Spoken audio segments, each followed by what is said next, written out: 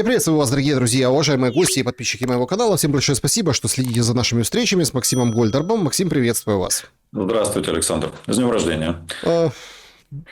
Прошел уже как несколько дней назад, но тем не Ну, менее, ничего, знаете... всего самого доброго. Развития. Знаете, тут как бы развитие вещь очень и очень, ну, такая, знаете, обоюдоострая. Потому что чем дальше мы заходим в том или ином процессе, тем вырисовывается абсолютно такая невнятная и неожиданная перспектива. Сейчас события вокруг Ирана обретают, ну, каких-то уродливых форм, да, то есть я имею в виду последствий для мировой экономики, последствий для вообще геополитики и последствий для позиционирования тех или иных стран, блоков, союзов, сил. О чем конкретно хочу поговорить? Смотрите, цены на топливо растут, продовольствие у всех большой вопрос. А что там будет дальше с пассивными? А что вообще, как это, сколько будет что стоить? Все понимают, что ударили по Европе, ударили по странам Азии, Ормузский пролив так и не открыт. Иран предлагает, давайте мы вас будем пропускать, на маршруты даже рисуют. Трамп стягивает дополнительные силы туда, к берегам Ирана, и, в общем, бьет в колокола, где же вы, союзники европейские. Из союзников получился только Зеленский, который, собственно, со своими дронами, украинскими дронами, прибыл на помощь Израилю, потому что эти ударные дроны, не ПВОшные, а Потому что потом сбивать. в Израиль надо уезжать. Вот в чем, почему он туда поехал. Миндич уже там просто... Он Ну, там, конечно, да. он готовится, чтобы не Вот. экстрадировали потом. Надо как-то замириться заранее. И мы вообще Извините. не понимаем последствий, которыми вот эта вся глобальная суматоха обернется для, ну, собственно, Украины, украинцев и ситуации урегулирования в российско-украинской войне. Насколько Трамп готов воевать долго, дойдет ли до сухопутной операции, и что это будет означать? Ну, для нас, например. Кесарю Кесарева, Александр, а слесарю Слесарева. Поэтому давайте не путать одно с другим. Что для нас, что для них. Я думаю, что мы для них, для многих из них, это никто и расходный материал. К сожалению, это так. Жизнь сегодня такая. Но без лирики. Первое. Я считаю, что Трамп будет заканчивать эту ситуацию максимальными победными не просто реляциями, но и действиями. Он вынужден это делать. Он ввязался в эту ситуацию. Я уверен, что все равно американцы просчитывали те или иные возможности развития событий, в том числе ситуацию с проливом, в том числе ситуацию с нефтью. Просчитывали, не могли не просчитывать. Но иначе они совсем не умные, а в это верится с трудом. Пока что они мир вертят, не мир вертит ими. Поэтому я думаю, что они просчитывали возможные вариации развития событий, рост цен, удар по Европе, удар по странам Азии, радость определенная для российских нефтеторговцев в связи со снятиями санкций и в связи с ростом цен и дефицитом и необходимостью продажи российской нефти, вернее, выпуска на мировой рынок российской нефти. Я думаю, что все это просчитывали, равно как и сухопутную операцию. Да, я смотрю на то, что Израиль первый заявляет, что он готовится к сухопутной операции. Возможно, это делается для того, чтобы подтянуть туда и американские силы. Я думаю, что американская сухопутная операция, если и будет, хотя мало в это верю, потому что для Трампа ужасно болезненно сегодня перед выборами при падении рейтингов последний год, ну, собственно, как он стал президентом, рейтинг начал падать. Сейчас он падает быстрее. Так вот, уверен, что для него гибель американских солдат в сухопутной операции ужасно во всех смыслах слова. И в первую очередь в вопросах политических. Это то, за что ухватятся его оппоненты, и ему мало не покажется. Более того, усилится раскол в самой правящей республиканской партии. Поэтому я считаю, что если они и пойдут на сухопутную операцию в Иране, она будет, ну, скажем так, прибрежной. То есть ее задача, на мой взгляд, будет направлена на то, чтобы минимизировать возможность иранских властей, иранской армии наносить удары торпедами, снарядами, бомбами и чем там, ракетами, именно в прибрежной территории по проливу Ормузскому, по танкерам, которые там ходят, по военным силам морским, которые там на сегодня которые туда сейчас стягиваются. Поэтому мне думается, что они все-таки максимально усилят воздушное давление, то есть будут добамбливать то, что не добомбили. Они давно уже заявили, и они, и Израиль, что, по сути, все пусковые установки, или 95% пусковых установок иранской армии, они уничтожены. Это говорит о том, что ракеты нечем запускать.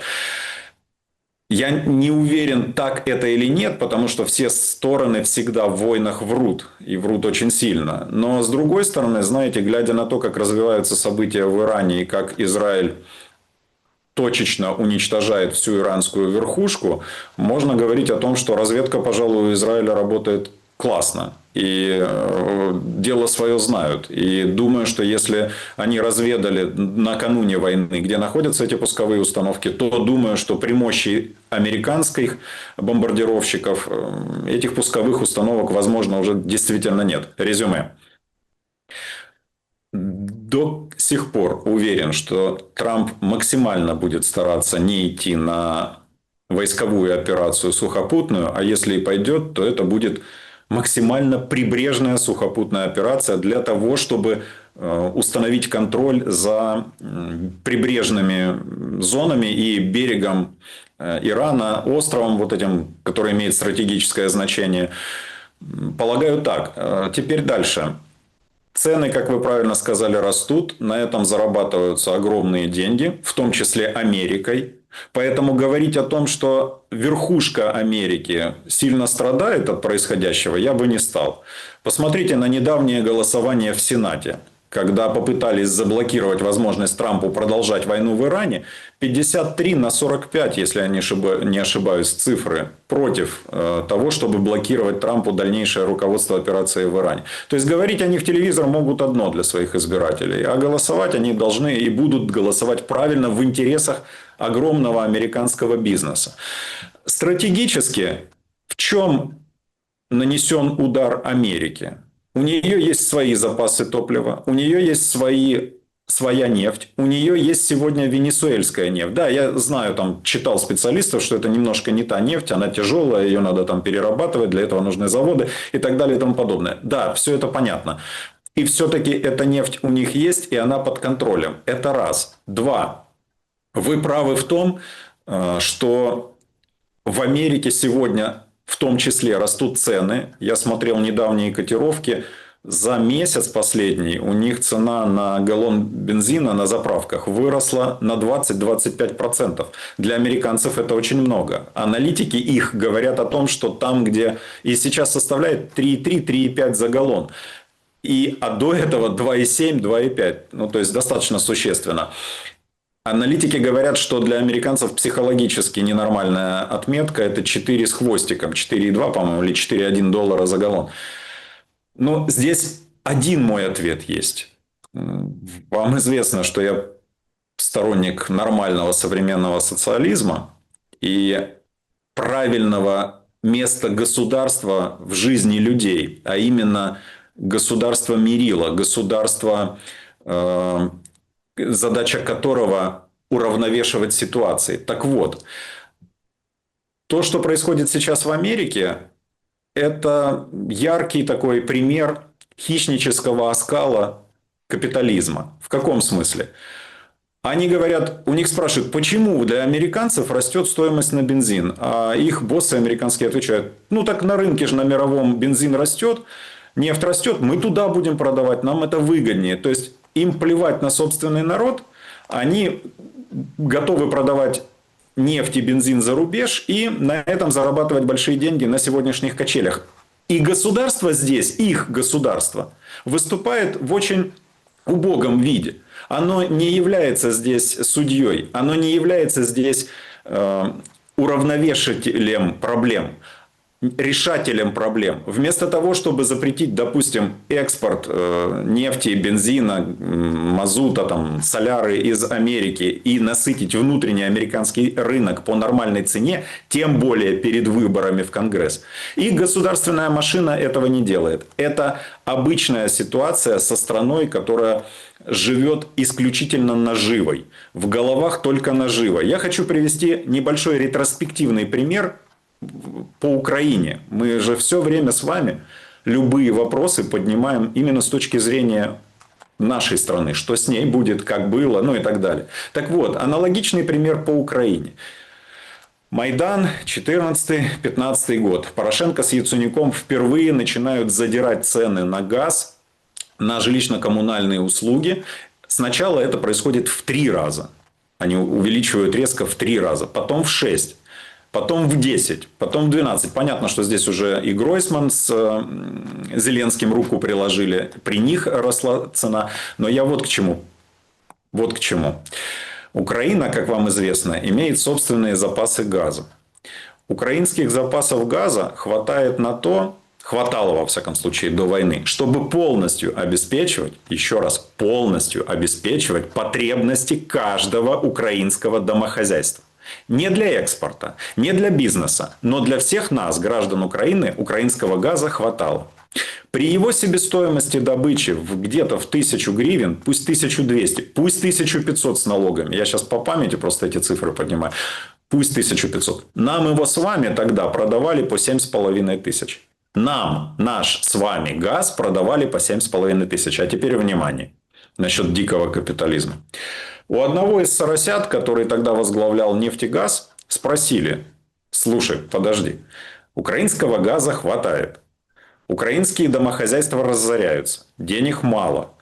Почему украинский газ идет в 5 раз дороже в украинские дома и домохозяйства, а ведь можно его продавать по нормальной цене? По цене себестоимости плюс какого-то дохода для того, чтобы украинская газодобыча развивалась. Знаете, что он ответил? А он сказал: а зачем мы будем тогда его украинцам продавать? Мы его на экспорт продадим. Так же выгоднее. Цена-то на рынке на мировом намного больше. Это то, как выглядит сегодняшнее капиталистическое устройство мира и насколько это опасно. Это немножко я отошел, может быть, в сторону от вашего вопроса, но между тем это немаловажная ремарка. В этом смысле стоит обратить внимание на работу правительства Орбана.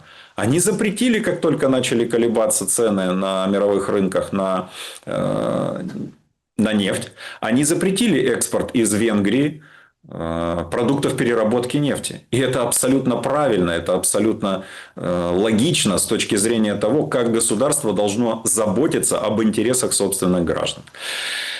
Но верхушка американская от этой ситуации точно сейчас не проигрывает. Скажу больше. Вот когда говорят о том, что ой, Трамп там столько вертел, так вот сейчас проиграл в Иране. Да ничего он пока не проиграл в Иране.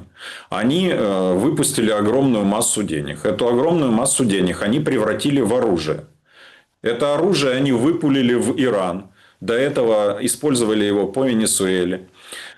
И сегодня накладывают лапу на огромные запасы, нефтяные запасы Ирана.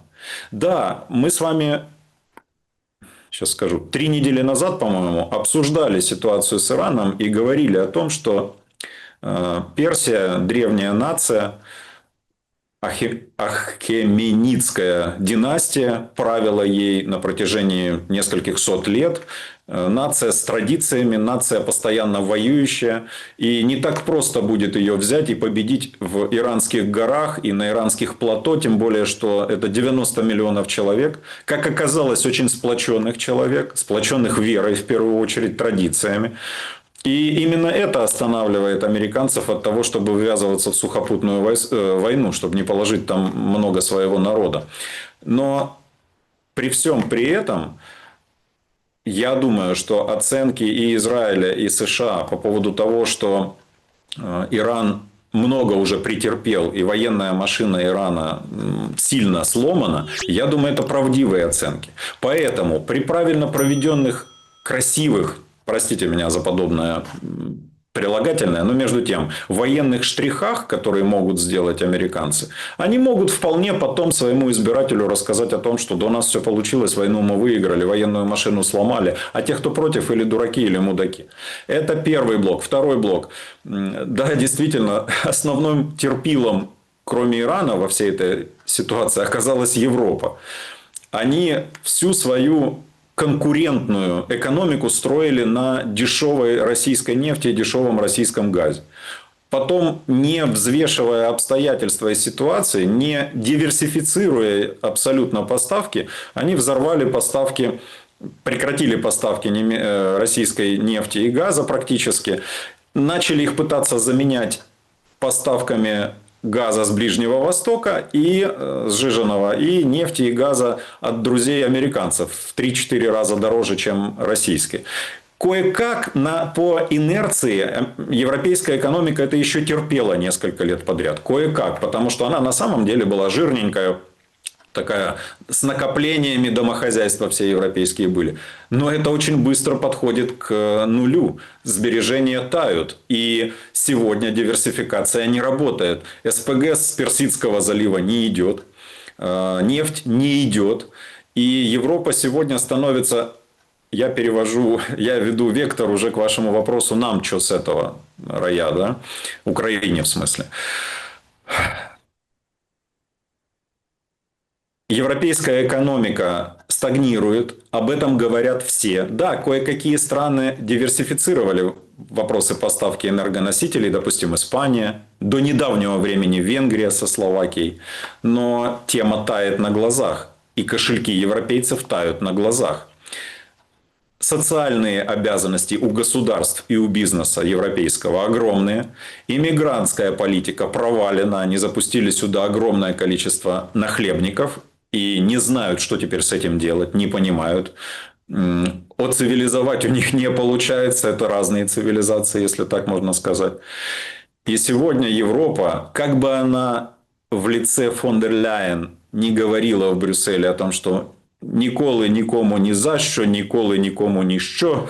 Як деколи декому дещо, хіба то не можна чи що. Есть такое выражение украинское. Как бы она ни говорила, что мы не будем ориентироваться на Россию с ее газом и нефтью, я думаю, что будут. И я думаю, что если ситуация в Иране продлится еще несколько месяцев в том виде турбулентности, в котором есть сегодня, то, скажем так, тайные послы европейцев в Москве будут очень скоро. И будут очень скоро говорить о том, что а давайте что-то думать, а давайте договариваться. Нет, ну пока танкеры российские Синевого флота вот Макрон задерживает, говорит, вот, нарушение международного права. А сейчас вообще от этой формулировки становится очень сильно...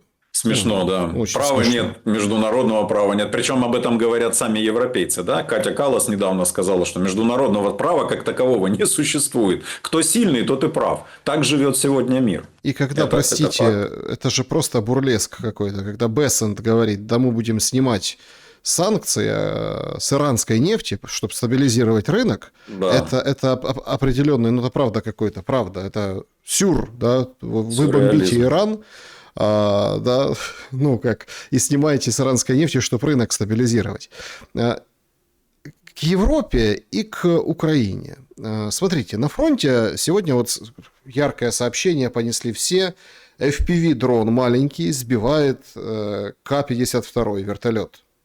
Значит, в лобовую влетает в него, крушение, катапультируются летчики, их потом этими же FPV-шками добивают и радуются по всем пабликам.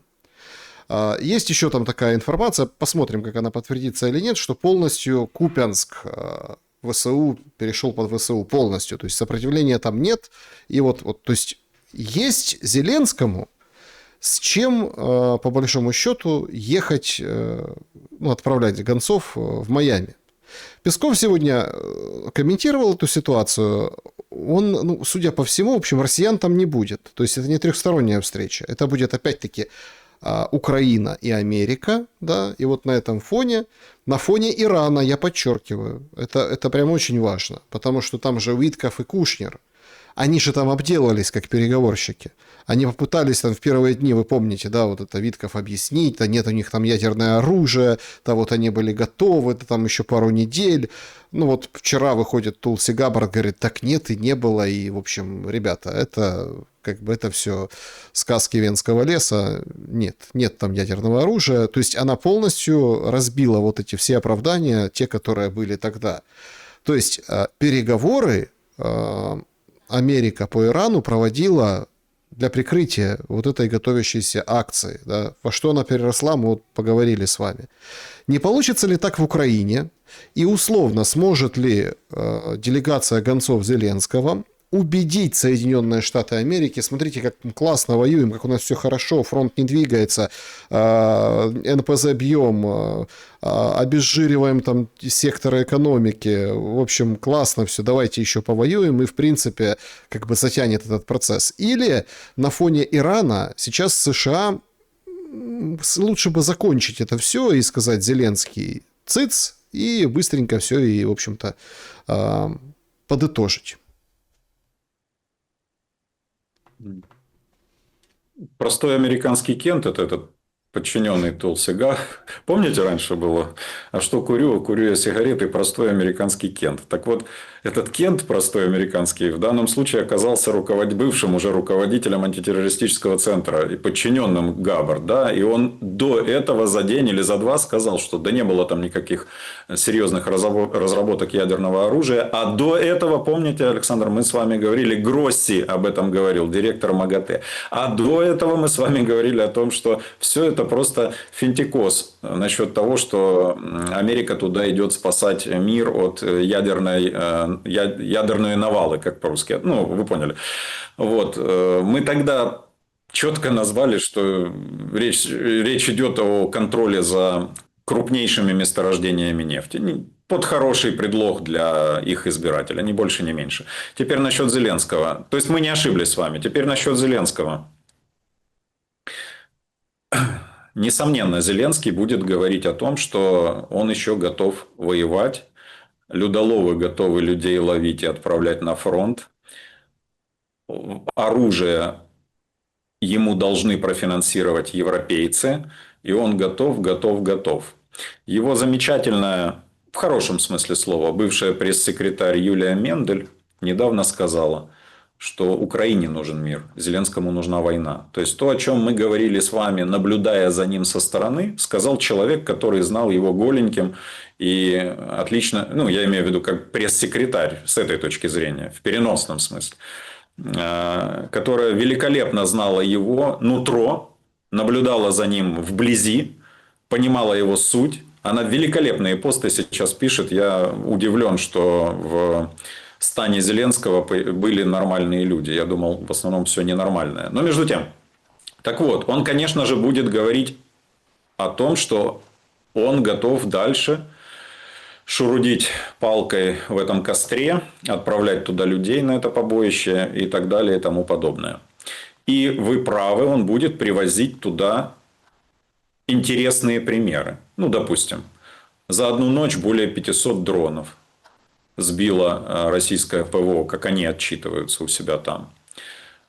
За позавчерашнюю ночь эти дроны украинские были в Краснодаре, в Красноярске, в Крыму, почти по всему побережью. К Москве летели. Тула, Орел, и уже к этому привыкли. Белгород постоянно под обстрелами. То есть то, чего не было 2 года назад, сегодня становится нормой. Более того, Шойгу заявляет о том, что Урал уже не безопасен. Уже на Урал могут долететь. Так если такими темпами пойдет тема, то скоро и о Камчатке будут говорить, что она тоже небезопасна. К чему веду? Если то, о чем вы сказали по поводу Купянска, о котором буквально 2 месяца назад Путин заявлял, что Купянск под контролем российских войск, если это действительность сегодня, и это опять не военная пропаганда с той или иной стороны, то есть и он уже под контролем Украины снова, то это говорит о том и подтверждает мою версию ту, что у России не получается вести этот военный конфликт, эту военную беду не получается вести теми механизмами и теми способами и теми темпами, которыми она пыталась все это время делать. И остается не так много вариантов у нее. Или изменить ход войны на более жестокий и кровавый, и как можно быстрее для себя, в первую очередь, закончить ее, вне зависимости от последствий. Я сейчас не свою точку зрения высказываю, я просто анализирую их точку зрения. Или это будет так, или так как они не в состоянии будут в нынешнем порядке, нынешним способом закончить эту войну так, как они хотят для себя, это приведет к очень тяжелым последствиям для российского государственного устройства и российского сегодняшнего политического истеблишмента. Они, я думаю, понимают это и отдают себе в этом отчет. Да, пролетел очередной, как это, черный лебедь, да, у Талеба. Пролетел очередной черный лебедь. Это ситуация с Ормузом, это ситуация с нефтью.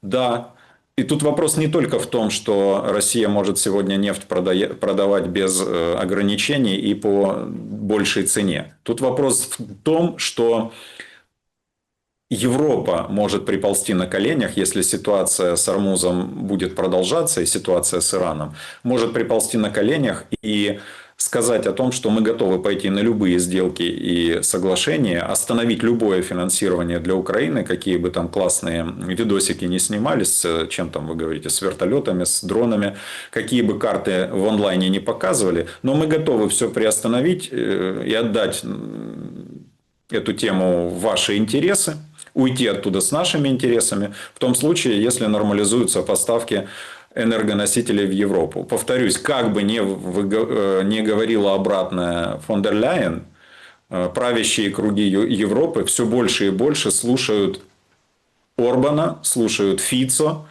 слушают Вевера из Бельгии о том, что нужно договариваться с Россией. Я к тому сказал, что есть вот такой вот черный лебедь, что возможно, что несмотря на неуспехи на фронте и те успехи, о которых будет рассказывать Зеленский в Америке, несмотря на все на это, возможно, что Запад пойдет на примирение с Россией, в которое в это слово примирение я вкладываю то, что Украина перейдет в плоскость ее геополитических интересов и влияния, а Запад отойдет оттуда.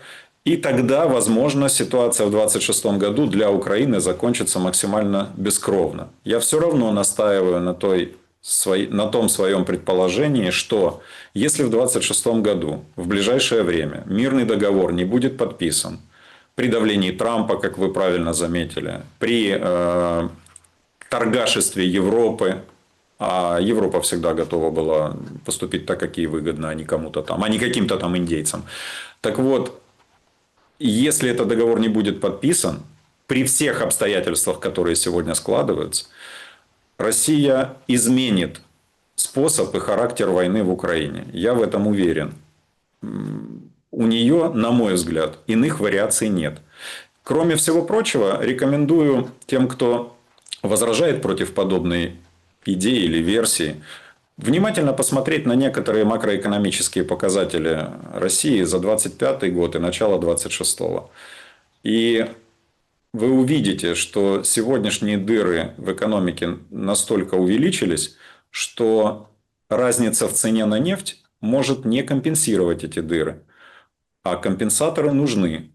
Не говоря уже об усталости, в том числе и российского общества от настолько длящейся войны. Не говоря уже о количествах убитых с той стороны. Вот, собственно, мои выводы такие. А то, что вы говорите, то, что Зеленский будет бравировать ситуацией с Купянском, с вертолетом, с дронами, с чем там еще, перед американцами, в этом сомнений нет. Его пресс-секретарь сказала, что ему, и она полностью подтвердила наше с вами мнение, она сказала, что ему не выгоден мир. Это один из немногих, кому мир не нужен. Потому что мир для него – это жизнь. Простите, наоборот. Война для него – это жизнь. Ее же слова, она сказала, что... Помните, я как-то в эфире с вами просил вас назвать хоть один хороший пример чего-то хорошего, сделанного положительного Зеленским и его командой в период с 19 по 22 год. В мирное время. Помните? Вы не смогли назвать. И люди, зрители, не смогли назвать. Мендель Юлия смогла назвать. Она написала, что единственное, что у него получилось сделать хорошего за это время, это выстроить классные коррупционные схемы. Все. Поэтому он порождение войны в том виде, в каком она есть. И она ему нужна, к сожалению, для Украины.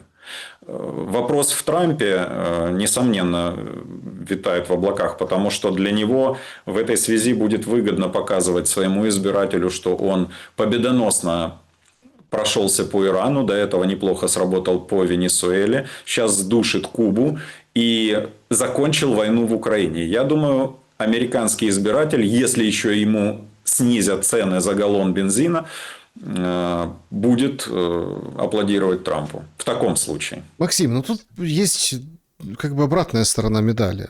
Тут ряд экономистов, да, вот там начинают считать, вглядываться в бюджет. Понятно, что везде дыры, ничего нет, в общем, все заканчивается.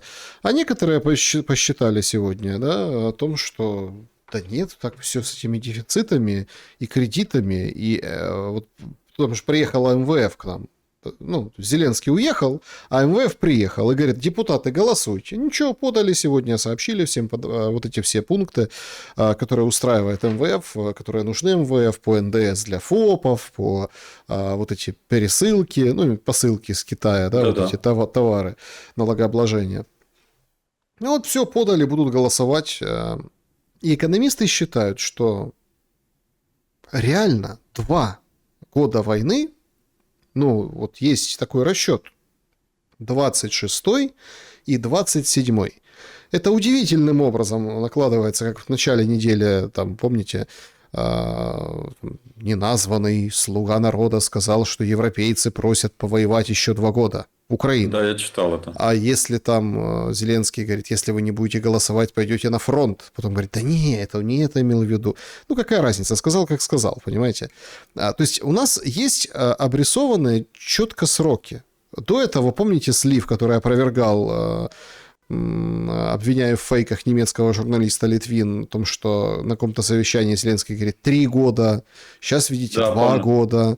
Вот сейчас обрастают новыми подробностями вот эти все, скажем так, заявления. Просто возникает абсолютно понятный вопрос.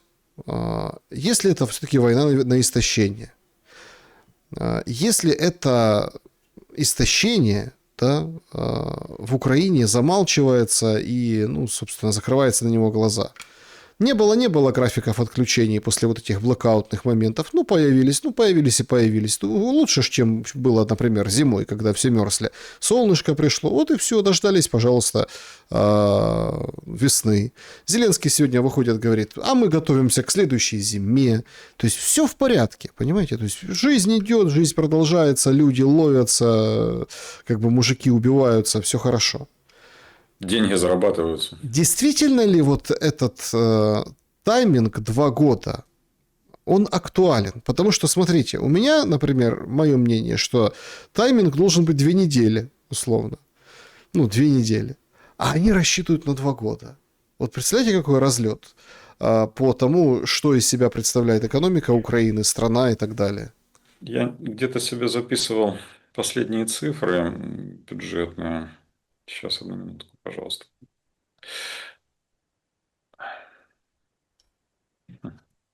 Ладно. Если так все хорошо с бюджетом, и если нет проблемы, экономика выдержит, тогда самый простой вопрос. Почему такой вой стоит вокруг этих миллиардов, которые Европа обещала выделить, но не может выделить из-за блокировки со стороны Венгрии и Словакии? Почему такой крик? Почему такие вопли стоят от того, что МВФ приехал и заставляет: проголосуйте, дадим там 1,5-2 миллиарда. Не проголосуете, не дадим. Почему такая была щенячья радость, когда выделили 1,9 миллиардов вот 2 недели назад МВФовцы? Почему? Да ответ очень простой. Денег-то своих нет. Их нет давно. Промышленность не работает. А та, что работает, находится в руках у олигархата. А олигархат налоги не платит. Точнее как? Он их платит. Но по коррупционным схемам в виде незаконного возмещения налога на добавленную стоимость из бюджета, он потом эти же деньги с лихвой забирает назад. Либо просто минимизирует свои платежи, рассказывая о том, как он здорово помогает сталевыми порятунками для армии. Олигархат ничего не делает за просто так. Никогда не делал ни в мирное, ни в военное время. Повторюсь, в его руках сегодня сосредоточены остатки промышленности. Итак, оттуда налоги не идут. А если идут, возвращаются назад в другой карман этих олигархов. Дальше. Насчет доходов от земли. Они же тоже минимальны. Посевная отложена.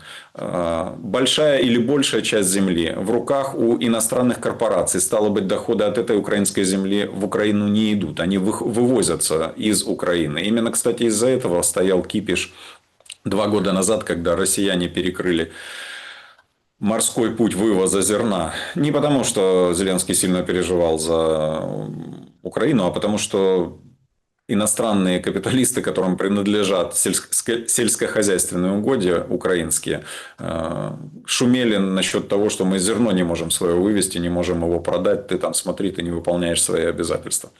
А откуда еще могут идти деньги?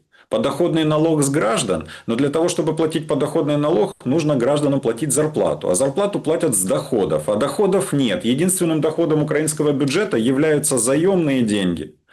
От МВФ, от Европы, от Америки, от других каких-то стран. Либо подарки, условные помощи финансовые вливания. Нет других доходов. И как только этот рычажок перекрывается, вернее, рычажок опускается и ручеек перекрывается, нельзя платить зарплаты чиновникам, нельзя платить зарплаты солдатам и офицерам, нельзя платить зарплаты судьям, прокурорам, то есть государственному аппарату, нельзя выплачивать социальное обеспечение.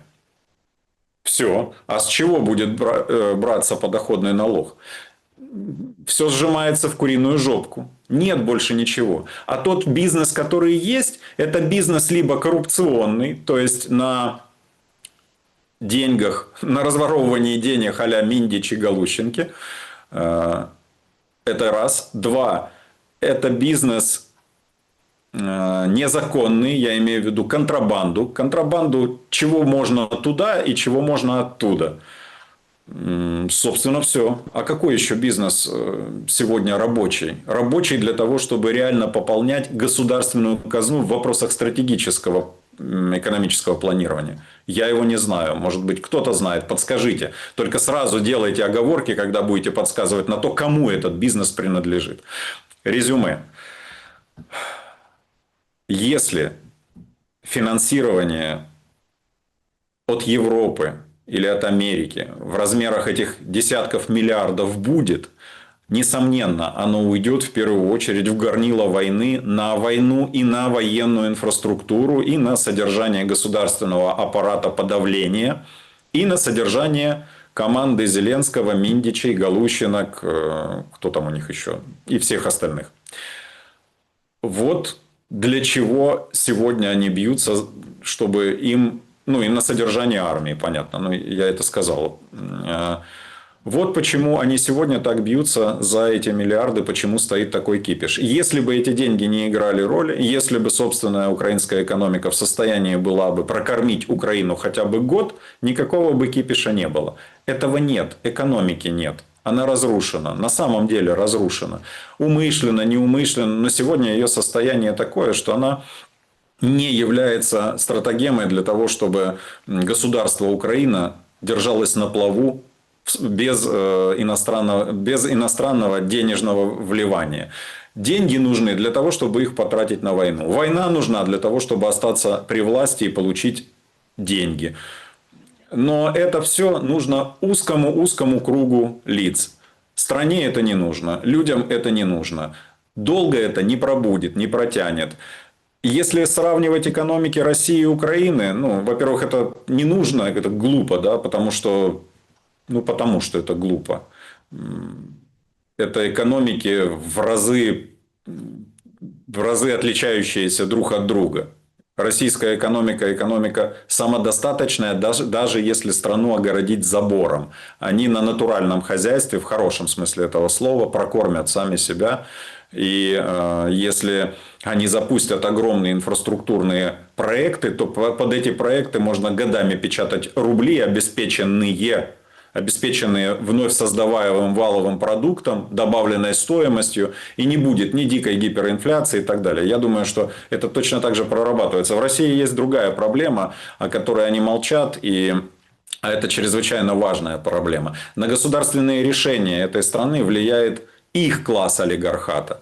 А олигархат никогда не заинтересован, он никогда не ведом условным патриотизмом или государственностью. Он ведом наживой и страхом.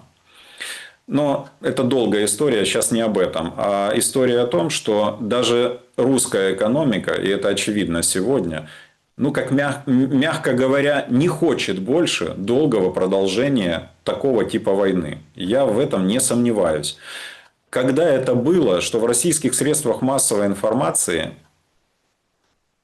печатали сегодня подобные вещи, как вот, например, человек пишет: Минобороны России отчиталась о сбивании 500 дронов. Это хорошо. Это, наверное, тоже по плану идет. Это тоже соответствует плану проведения этой военной операции. Это не мои слова. Это слова их крупного журналиста в их очень крупном издании. И это не одна уже статья, она не единичная. Это говорит о том, что если тема раньше обсуждалась исключительно наверху, тема невозможности и неправильности длительного продолжения этого конфликта, опасности, смертельной опасности для той модели государственности, которая в России сегодня установлена. Если она раньше обсуждалась наверху, то теперь эта тема спускается уже вниз. Ну, и Максим, внизу вы, не боятся об этом говорить. Смотрите, вы как бы тут тоже и натыкаетесь на критику, утверждая это, потому что, ну, давайте посмотреть, ну, опять-таки, под каким углом. Ну вот, пожалуйста, от Ирана «Черный лебедь», который вы описали, да, выиграли от событий в Иране? Да, выиграли. Ситуативно? Посмотрим, ситуативно или нет. Ну вот посмотрим. Просто мы должны понимать, там месяц пройдет скоро. Если это действительно на год, то это серьезный будет выигрыш, да, ситуация с Ираном. Но тем не менее. Дальше. А американцы чего так в Беларусь линут? Беларусь, это же фактически, ну, в этом смысле может быть вообще как бы союзным государством, против которого там снимают санкции, удобрения.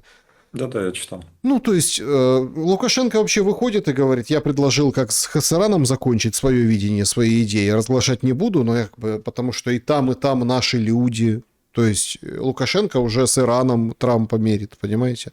И ему вроде как предложил, по словам самого же Лукашенко, некую большую сделку Трамп. Беларусь, которая плоть от плоти, ну, понятно, союзное государство российское.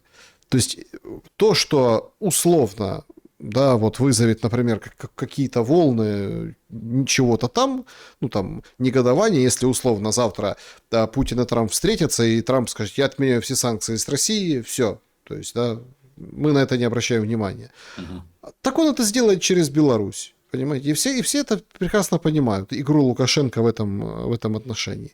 Вот и экономический фактор.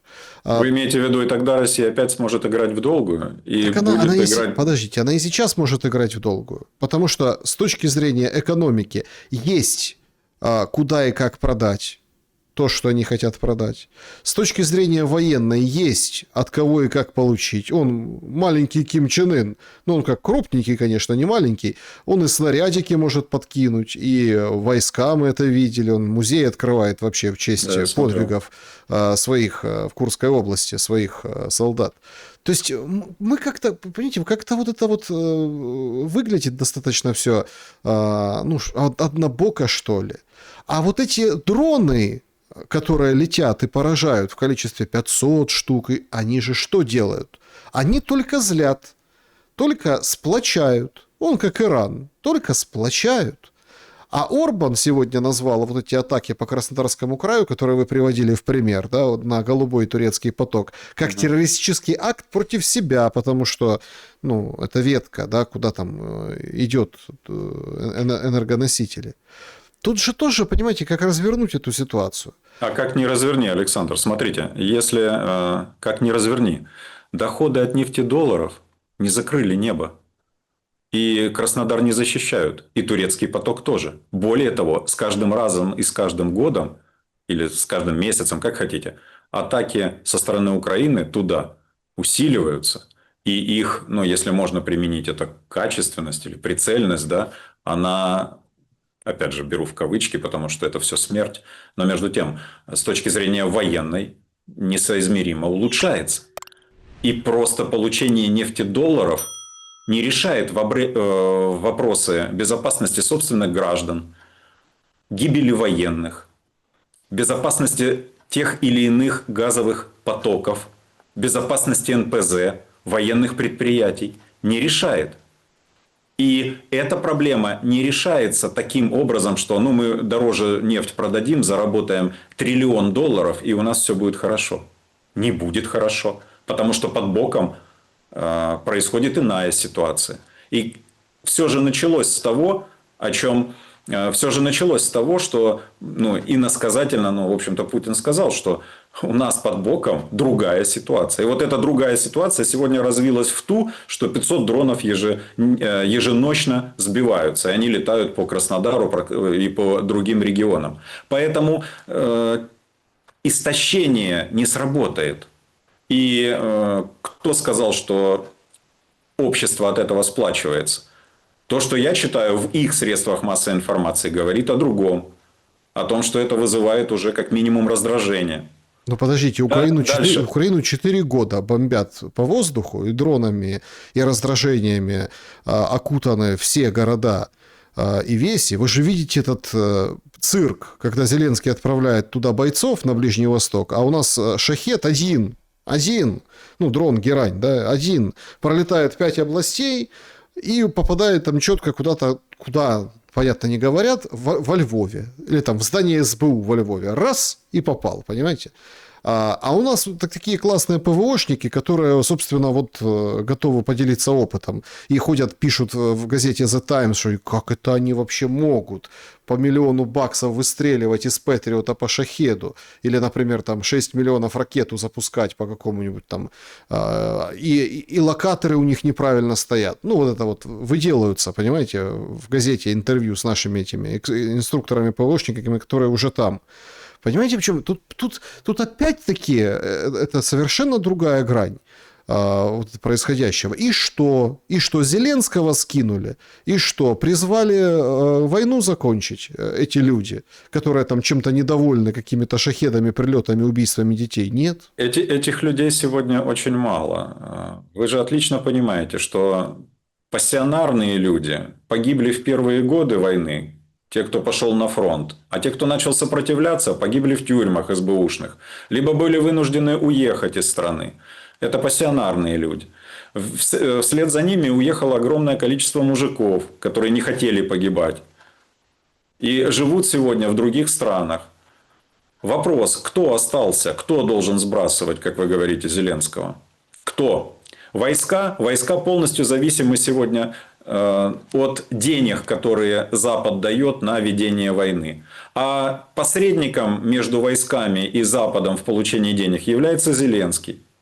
Ну, условный Зеленский, я имею в виду его аппарат, его команда, или как это назвать. Дальше.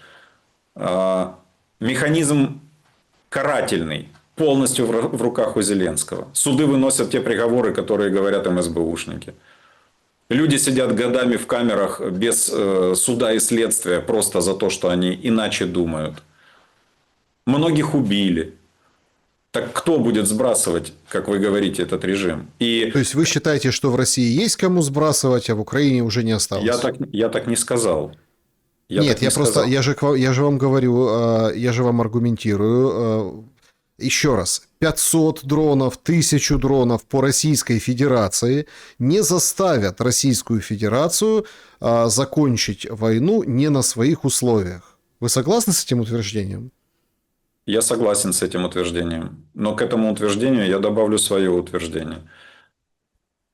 Что сегодня обстоятельства складываются таким образом, что Россия изменит свое отношение к ходу и ведению этой войны на более жесткий. Я пытаюсь сейчас подбирать слова и говорить максимально мягкими эпитетами.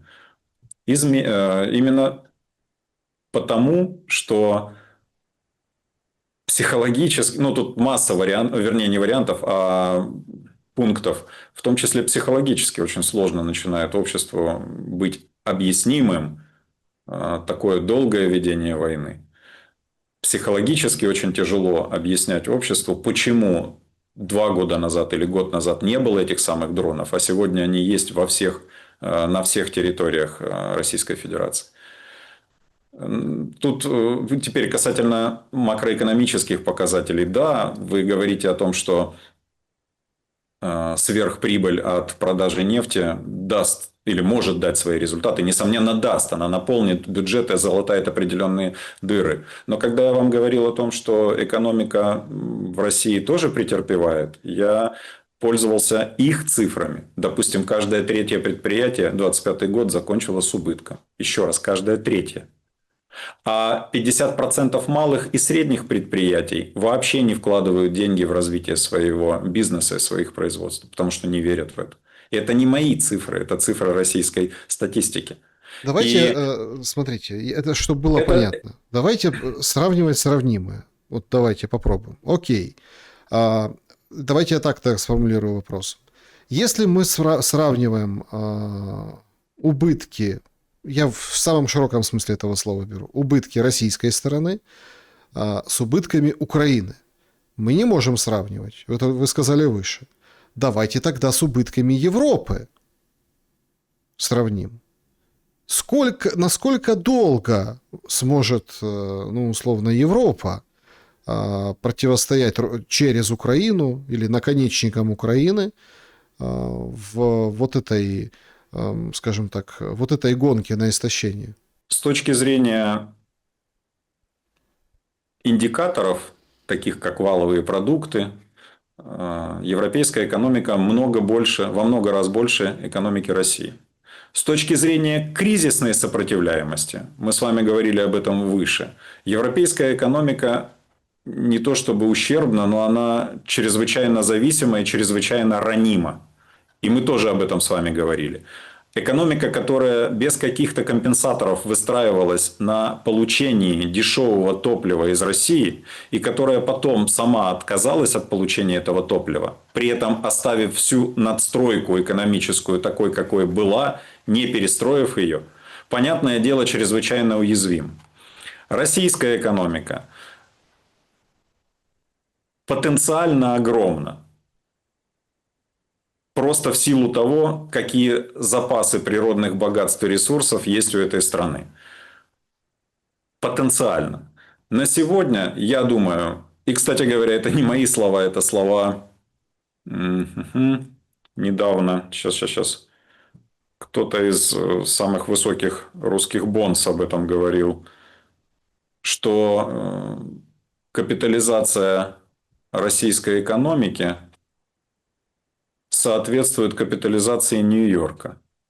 Всей российской экономики, не так, даже всей Российской Федерации соответствует капитализации одного Нью-Йорка в Америке. И он говорил о том, что это либо чрезвычайно заниженные цифры, либо это показатель того, сколь много нужно еще в России в вопросах экономики развивать и сколь большой запас этого развития. Только почему-то этот запас остается недвижимым. Я думаю, что в вопросах кризисных российская экономика и российское общество намного более выживаемы и живучи, и прочны, чем может это показаться. И это подтверждают сами иностранцы, которые, я имею в виду западные ребята, которые говорят о том, что санкции ничего не сделали, не подорвали, не смогли дать тот эффект, который от них ожидался. Российская экономика очень живо переориентировалась на милитаризацию, и эта милитаризация помогла на милитаризацию и на диверсификацию рынков сбыта, и это помогло ей удерживаться на плаву. Да, я считаю, что российская экономика в кризисных ситуациях обладает всеми возможностями для того, чтобы пережить эти кризисы. Хотя бы потому, что у нее все есть для собственного потребления. Для собственного потребления, для строительства, для воспроизводства. Все для этого есть.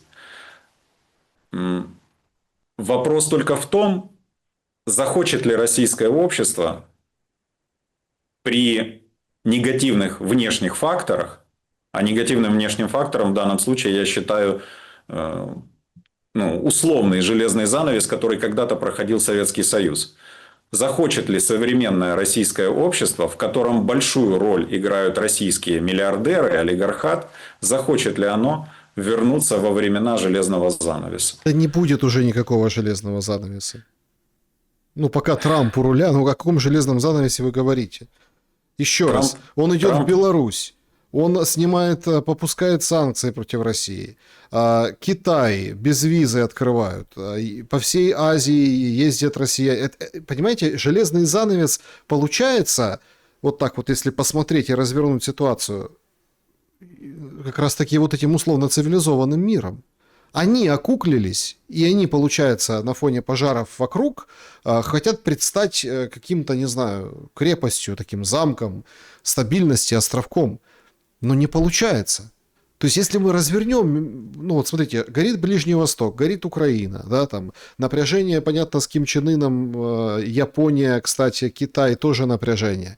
Китайцы пришли к тайванцам, говорят: тайванцы, родненькие, видим, что творится тут в Ормузском проливе, нате вам наш СПГ по нормальным ценам, китайский, покупайте. Они говорят: нет, это вонючий китайский газ, мы, тайванцы, будем покупать американский.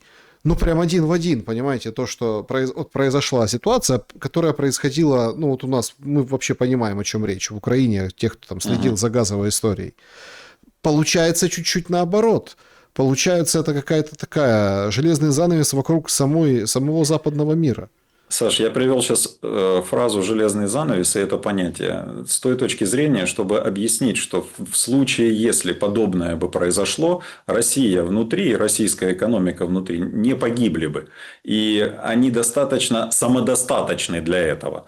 И условное натуральное хозяйство, то есть само для себя, оно бы заработало. Заработало, как когда-то работало в Советском Союзе. Вот для чего я привел в пример понятие «железного занавеса».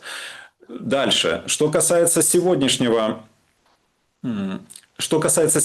ситуации внутри России, на мой взгляд, с учетом того, что государственному управлению имеет большое касательство узкая прослойка богатых российских олигархов, это делает это самое государственное управление достаточно уязвимым, в том числе во времена военных конфликтов. Понятное дело, что разбираться с этим будет государственная машина России. Это я понимаю. Но я говорю сейчас о том, что существуют серьезные риски, которые ставят российское руководство перед лицом опасности для дальнейшего пути развития Российской Федерации.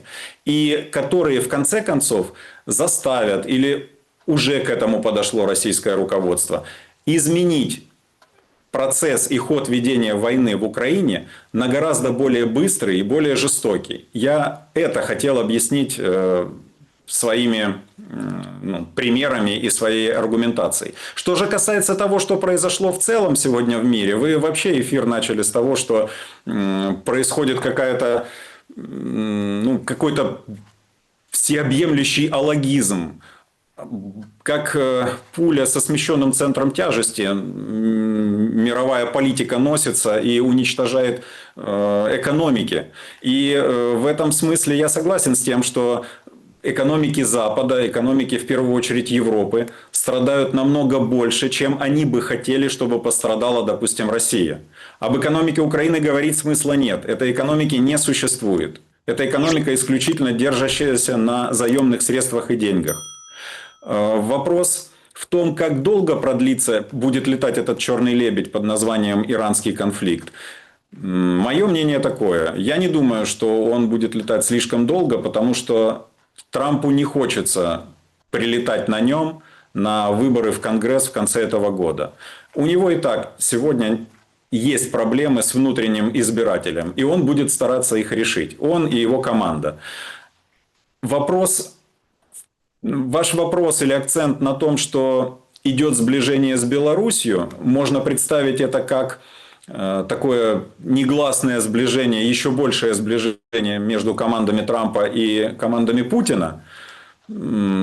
Это вполне нормально и логично с учетом того, что мы с вами анализировали и предполагали месяц назад. О том, что там есть взаимоотношения, о том, что там есть и личное какое-то понимание и симпатия одного к другому. И какие-то точки соприкосновения геополитические. Я не поверю в то, что Россия развернется от Китая, как говорят, чего требует от нее Америка. Не поверю, потому что надо быть совсем странными, чтобы в очередной раз поверить американцам и Да, кстати, разорвать это... отношения с китайцами. Я в это не очень верю. Но думаю, что какие-то поразумения все равно имеют место. Посмотрите на отношения Трампа к европейцам. Они ведь эти отношения, негативные отношения ко многим европейским лидерам вызваны не только экономическими вопросами. И даже не столько экономическими вопросами. Этим человеком во многом движут субъективные вопросы симпатии, симпатики. Кто-то нравится, кто-то не нравится. И это слишком очевидно, он этого не скрывает. И это, может быть, кажется иррациональным, потому что, причем здесь как тортилушка, сделка есть сделка, да, бизнес есть бизнес. Это может казаться иррациональным. Но сегодня этот человек управляет самой большой страной мира. И эта иррациональность может сыграть на руку, может сыграть не на руку. Что касается Украины... Я искренне уверен в том, сильно уверен в том, что Трамп, его окружение, его семья крайне отрицательно относятся к украинскому президенту Зеленскому. Я уверен в том, что он считает его пройдохой и ненастоящим. Я уверен в том, что он перестал это показывать.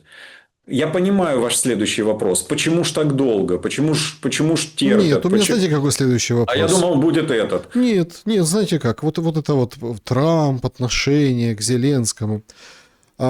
Три вспышки формируют, как три мазка на картине дня. Три. Мазок первый. Паренек в Днепре фотографируется радостно, делает фотографию над трупом, а он студент полицейский МВД курса, и их привлекли для поисковых работ. Скандал жуткий, все в шоке, в общем, как так можно, извинились, вроде как замяли и так далее. Мазок второй. Сегодня в Киеве заметили ТЦКшников с собаками группы оповещения. Овчарки такие черные, здоровые, там по пояс. Как в концлагерях когда-то, да? Да, с собаками. То есть мобилизация проходит с собаками. И третий штрих. 44 года жителю Киева. Сегодня отчитались бодренько, что он пытался со старушкой 80 лет пересечь границу. Оказалось, это его теща. Это брак фиктивный. Они там на границе, чтобы выпустить, собственно, этого 44-летнего киевлянина и бабушку 80 лет, устроили там допрос по их семейной жизни, сказали, ничего не могут ответить. Ничего не могут ответить про свои отношения, вскрыли фиктивный брак, показали нам всю страну. Вот эти три мазка, понимаете, нам говорят о том, что Трампу на это плевать, понимаете? А это дело рук Зеленского. Понимаете? И вот пока мы это вот ждем и обсуждаем, что там Трамп, что там Зеленский, у нас вот что составляет и наполняет жизнь общества. Ни вы, ни я сегодня эту ситуацию изменить как минимум в один день не можем. То, что мы с вами делаем, это формируем общественное мнение, доносим людям правду, предлагаем им объяснение причин происходящего. Это немаловажно сегодня в закрытой и превращенный уже с собаками, я не знал об этом, и превращенный в полуконцлагерь Украины. Это немаловажно. Но, возвращаясь к вашему вопросу о том, почему же или там когда или какое общество изменит ситуацию, скинет одну власть там, и так далее, я хотел бы сказать, что, на мой взгляд, катализатором вернее, не катализатором, а исполнителем как раз изменений, скорее всего, на мой взгляд, будут войска. При этом, конечно, было бы лучше и было бы правильно, если бы, допустим, американская антикоррупционная политика, во главе которой недавно указом назначен официально уже вице-президент Венс, если бы она правильно сработала по Украине, и все схемы коррупционных злодеяний, которые были за эти годы, за эти кровавые годы, чтобы эти схемы были вывернуты наизнанку, и их участники и организаторы были названы, не спрятаны, а названы. И не просто названы, а чтобы в отношении них началось настоящее уголовное преследование. Это бы, конечно, ускорило развитие ситуации, изменения в Украине, и, я думаю, подписание мирного соглашения между Украиной и Россией.